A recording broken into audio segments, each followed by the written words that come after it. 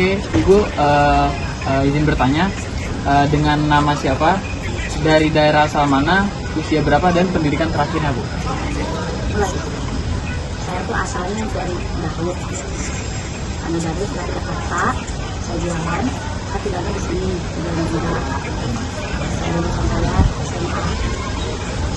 Saya Pakuan.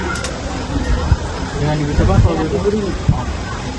Oke, pertanyaan saya selanjutnya, apakah Ibu mengetahui platform pembayaran digital yang disebut dengan QRIS? Sebelum Belum tahu ya, Bu? belum tahu cara-caranya gitu. Berarti dari mekanisme ya, dari mekanisme Ibu sendiri belum tahu. Ya? Oke. Dari Ibu sendiri, apa alasan Ibu belum mengetahui atau menggunakan fitur QRIS ini, Bu? Karena kan satu memang belum pernah coba, istilahnya apa namanya, nggak pernah tahu nggak, karena kebanyakannya ini orang cash gitu kan, ini gitu. Jadi pas kena cash itu, dan juga nggak pernah daftar bikin kiris kan, orang yang bikin kiris cuma kan akhirnya nggak ngerti gitu. Oke, berarti saya simpulkan tidak tahu cara menggunakannya. Ya. Oke. Pertanyaan selanjutnya, apakah Ibu tertarik untuk belajar atau mencoba menggunakan QRIS di masa yang akan datang? Mau belajar, tapi kan di situ lebih enak aja. Lebih simpel ya, Bu? Selanjutnya, menurut Ibu, apa kelebihan dari sistem pembayaran tunai dibandingkan digital? Kalau tunai kan enak ya, langsung terima. Kalau digital kan kita harus menunggu dulu, kita harus ngambil dulu gitu. Itu aja. Jadi, kalau tunai itu lebih gampang didata gampang apa ya. karena bentuknya fisik. Selanjutnya, apakah pelanggan Ibu pernah menanyakan tentang pembayaran non tunai, misalnya QRIS atau e-money atau e-wallet? Banyak yang minta beli. Cuma saya paling kasih itu BCA aja. M-Banking. Ada yang belum itu juga kan, nggak ngerti juga. Transaksi menggunakan QRIS membuat proses pembayaran menjadi lebih cepat dibandingkan tunai. Ya betul, memang lebih cepat. Kita apa namanya gitu kan lebih enak. Tunai. Berarti dari Ibu sendiri sangat setuju. Tunai. Berarti tidak setuju ya, Bu? Apa Tidak. Membuat proses pembayaran Tidak menjadi lebih setuju. cepat? Oke. Pertanyaan selanjutnya, penggunaan QRIS mengurangi waktu antrian pelanggan di tempat Ibu. Sebelum bukan apa? Bukan itu antrian ya. Kadang kita sudah bingung. Ini tuh betul udah masuk apa belum gitu kan, di situ kita yang jadi pikiran tuh gitu. Kalau kita langsung uang cash kan jadi enak. Kalau gitu karena kita udah masuk apa belum sih, nggak ngerti di situ gitu. Berarti dari 1 sampai 5 kira-kira berapa? Ya, 2. Kalau 2 kurang setuju, Bu. kalau itu pasti gitu. Nah, jadi ya. Ya, dua-duanya lah udah. 2. Iya. Oke. Pertanyaan selanjutnya, saya merasa pencatatan transaksi dengan QRIS lebih efisien dibandingkan dengan pembayaran tunai. 1 sampai 5. Lebih efisien yang Lebih efisien ya. Kalau dari 1 sampai 5 kira-kira berapa?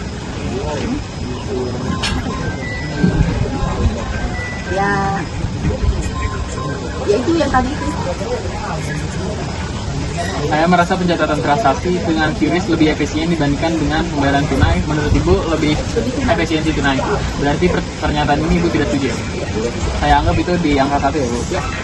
Penggunaan QRIS membuat saya mengurangi kesalahan dalam menghitung uang kembalian. Ya memang betul ya, bisa apa? Setuju berarti ya, Bu? Ya setuju. Dengan QRIS, saya dapat membantu hasil penjualan harian dengan lebih mudah dibandingkan pembayaran tunai. Lebih mudah sebenarnya sih QRIS, tapi nggak ini kan ya. Cuma kan Ibu lebih prefer ke tunai. ke tunai, saya lebih condong ke tunai. Saya anggap tidak setuju berarti ya. Transaksi QRIS membuat proses administrasi keuangan toko Ibu lebih sederhana. Enggak berarti ya, Bu. Karena dari Ibu sendiri nggak menerapkan QRIS. Saya anggap tidak setuju ya, Bu. Saya merasa transaksi tunai lebih cepat dibandingkan dengan QRIS. Berarti saya anggap itu 5 ya. Secara keseluruhan penggunaan QRIS lebih efisien dibandingkan dengan pembayaran tunai. Menurut Ibu, setuju apa tuh? Tunai. Lebih masih prefer ke tunai. Berarti saya anggap tidak setuju ya, Bu, di skala 1. Oke, mungkin itu aja pertanyaan dari saya. Terima kasih banyak. Assalamualaikum, izin berkenalan, aku Sylvia Handani dengan Indonesia. Berapa? sarjana teknik industri. Satu di sini aku mau izin wawancara Ibu mengenai efisiensi transaksi antara pembayaran menggunakan kartu kredit atau aku izin aja namanya sendiri Ibu daerah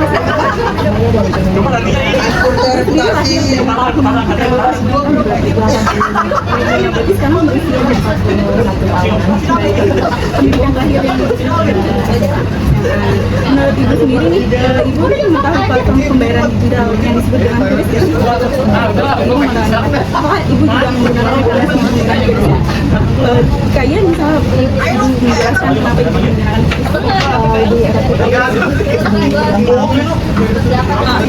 karena yang kita nyebut efektif dan gampang, Ibu juga tahu masih beberapa sistem yang ada di pembayaran QRIS. QRIS yang berbasis digital ya. Berarti pemahaman Ibu dengan QRIS itu masih kurang ya. Jadi menurut Ibu sendiri juga seberapa efektif sih sistem pembayaran menggunakan QRIS dalam kegiatan Ibu transaksi sehari-hari?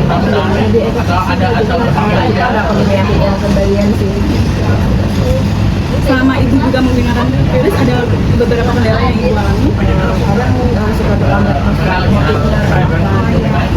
Dan mungkin ini pertanyaan yang terakhir ini, berdasarkan pengalaman Bapak Ibu atau berdasarkan pengalaman Ibu, konsumen yang bertransaksi kemarin lebih sering menggunakan metode pembayaran QRIS atau tidak?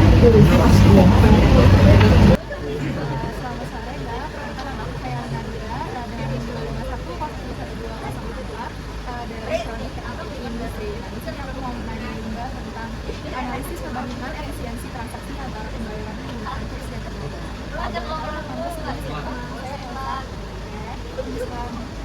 bayar asal aku dari 20 usianya aku 20 tahun pendidikan terakhirnya itu aku apakah ibu mengetahui platform pembayaran kita yang disebut dengan QRIS?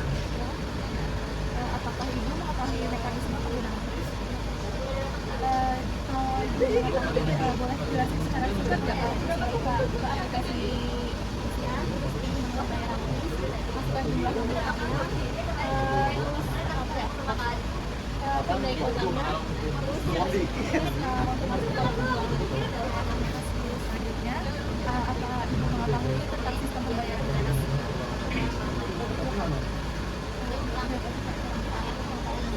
Saya tahu nggak menurut Ibu seberapa efektif sistem pembayaran menggunakan QRIS dalam kegiatan transaksi sehari-hari? Kalau lebih mudah, karena jumlah uangnya tidak salah. Masih tahu apa aja kendala yang Ibu alami saat menggunakan metode pembayaran tunai maupun QRIS? Kalau tunai biasanya saya suka salah masukkan dolar, kalau QRIS saya mencoba kendalanya di Jerman. Mungkin ini pertanyaan berdasarkan pengalaman Ibu dan para konsumen yang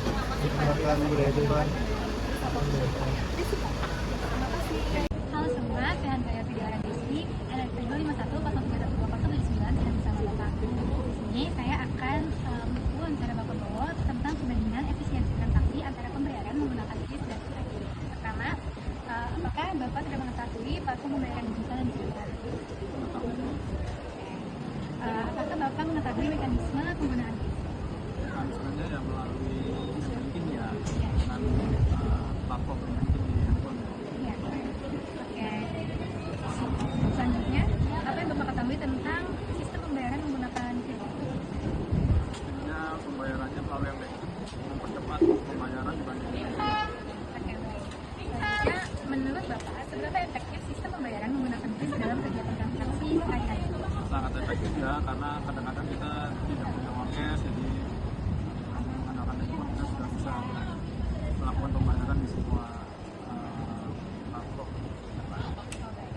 Tapi apa saja sih kendala yang Bapak alami ketika menggunakan metode pembayaran tunai maupun Kendalanya paling nggak di jaringan seperti internet atau enggak ada update dari pihak banknya sendiri di platform bankingnya. berdasarkan pengalaman Bapak dari para konsumen dan transaksi, mayoritas lebih sering menggunakan metode pembayaran ini Pak, tunai atau Untuk sekarang ini sih pakai QRIS lebih efektif ya, sering pakai QRIS.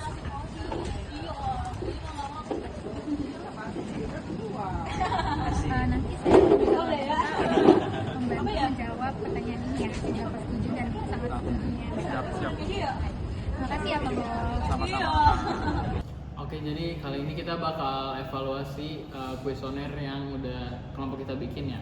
Kalau kita lihat di tabel sini, pertanyaan-pertanyaan ini dan bentuk-bentuk soal kayak gini, kayak dari skala 1 sampai 5, menurut aku sendiri penjualannya itu banyak yang kurang paham. Kalau menurut lu gimana pendapatnya? Jadi menurut kemarin kita kan udah ngerasain ya gimana caranya tuh tentang kuesioner. Betul sih bahwa pertanyaan bentuk kayak gini tuh masih butuh dievaluasi. Banyak dari penjual-penjual tuh kurang mengerti dari skala 1 sampai 5. Mereka tuh lebih paham kayak tidak atau iya gitu. Jadi seharusnya dari awal kita nggak perlu bikin skala 1 sampai 5 ini ya. Kalau menurut lu ada alternatif lain nggak selain bikin pakai skala kayak gitu?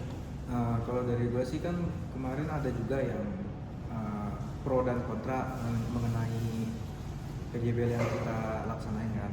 Kayak ada yang nggak setuju dengan QRIS sama yang setuju sama QRIS. Kalau menurut gue sih yang kita sudah terapkan udah oke sebenarnya, cuman tergantung dari responden yang kita tanyakan. Jadi bukan cuma salah di kitanya, tapi emang kita salah prediksi aja kali ya. Mungkin karena kita mikirnya dari bentuk skala itu mereka langsung paham gitu. Jadi seharusnya dari awal kita tanya pendapatnya aja dulu ya, jangan langsung ke skala. Ya mungkin kita lebih kedepannya lebih perbaiki kayak kata-kata itu bukan mahasiswa doang yang mengerti gitu, harus halayak umum yang mengerti juga. Ya, dari yang gua interview kemarin juga sama, dari mereka sendiri itu mungkin agak kurang paham, jadi kita harus agak mempermudah bahasa yang pertanyaan yang kita bikin gitu. Selain mempermudah juga kayaknya kita harus mengedukasi lebih ke responden kita supaya mereka lebih tahu bagaimana cara kerja QRIS ataupun metode QRIS gimana dan solusi menggunakan QRIS itu gimana gitu. Oke, nice, mantap.